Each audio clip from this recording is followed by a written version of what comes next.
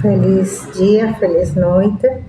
Vamos continuar o estudo do livro Não Começou Com Você. Esse livro maravilhoso de Mark Burke.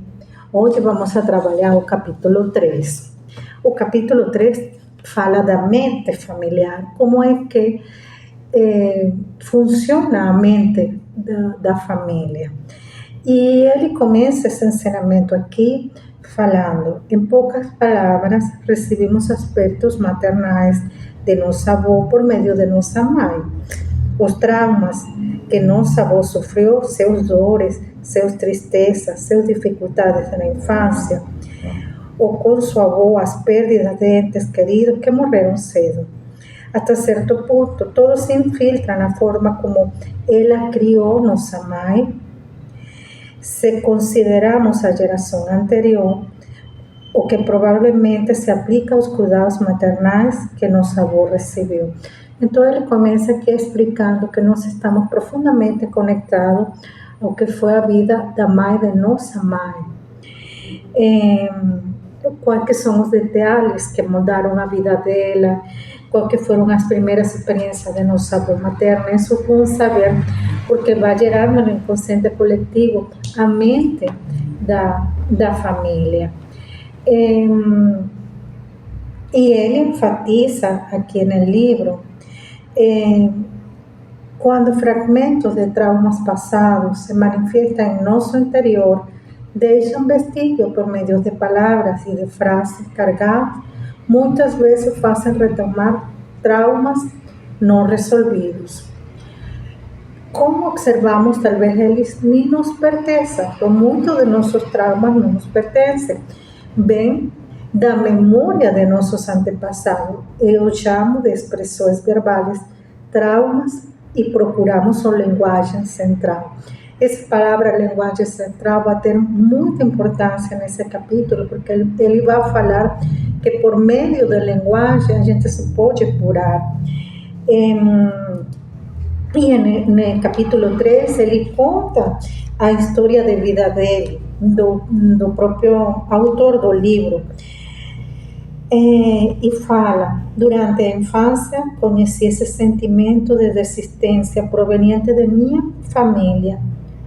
O que minha mãe não recebeu de minha avó afetou aquilo que ela foi capaz de dar a mim e de meus irmãos. Então ele conta ali como essa falta que a mãe teve do carinho da mãe dela afetou o relacionamento dele e dos irmãos dele.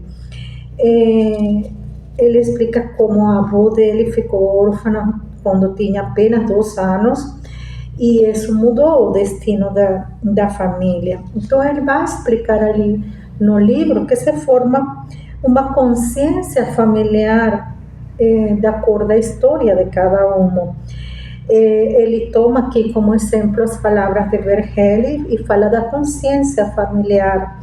Então, é importante a gente entender que nós temos uma consciência individual, mas também temos uma consciência familiar. E muitas vezes essa consciência familiar nos leva a repetir padrões e traumas para a gente sentir que pertence à família. Em muitos de seus livros, fala Bert Hellinger, renominado psicoterapeuta alemão, aborda a noção de que heredamos e revivimos aspectos de trauma familiar. Por mais de 50 anos, foi o pioneiro em estudar as dinâmicas ocultas da família. A repetição do trauma é uma réplica exata de um evento original. Então, coloca aqui como Bert foi estudando ao longo das pesquisas feitas essa consciência familiar e ele enfatiza que vamos a ter emaranhados em essa consciência familiar. É importante aqui que no final do capítulo ele já começa a falar quais são os métodos de cura. E ele fala das imagens, de imaginar, de usar a imaginação ativa como uma forma de curar, porque eu posso imaginar que eu falo com esses ancestrais, falo, nossa, sinto muito o que aconteceu na vida de vocês, agora eu me liberto, entrego para você o que é de você e eu continuo na vida.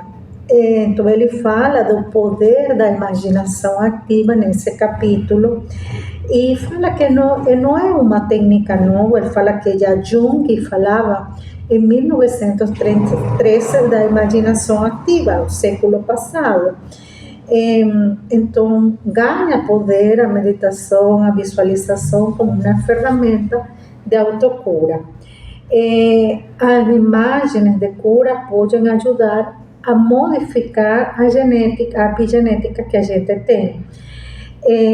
São estimuladas partes do cérebro que produzem felicidade na pessoa. Coloca aqui, Mar. Então, dou a sugestão de vocês se aprofundar nesse capítulo 3 do livro. E depois continuamos com o capítulo 4. O capítulo 4 fala da abordagem linguagem central. Qual que é a linguagem central em sua vida? Qual a linguagem central em sua família? Até mais.